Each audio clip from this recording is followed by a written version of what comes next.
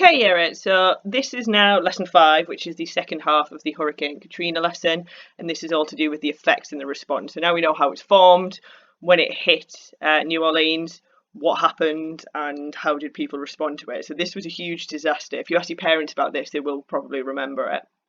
And because America was such a rich nation, such a wealthy country, and the effects were so bad, it was it was mishandled. It wasn't kind of dealt with very well by the US government.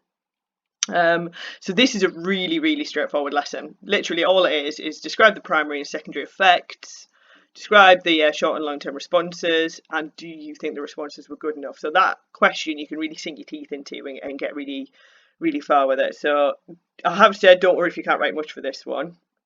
But what I have said here is I expect top set future GCSE geographers to have a good go. Now, it doesn't just have to be top set. I've just done that to say ones that I know are really good at geography. So there's people good at geography in all 3 sets. So have a really good go at that if you can, and try and think about did the US react to it properly? Did they respond to it properly?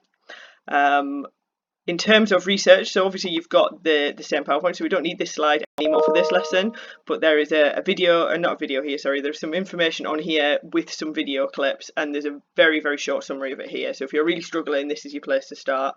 But not only this, you can research, there's loads and loads of articles about it, there's huge amounts of information on it, so depending on how interested you are, you could spend a very long time researching this and doing a good job of those questions. But if worse comes to worse and you are struggling, or you don't want to spend too much time on it because you're not a GCSE geographer, then you can use mainly the information in here. Okay, so good luck with that one.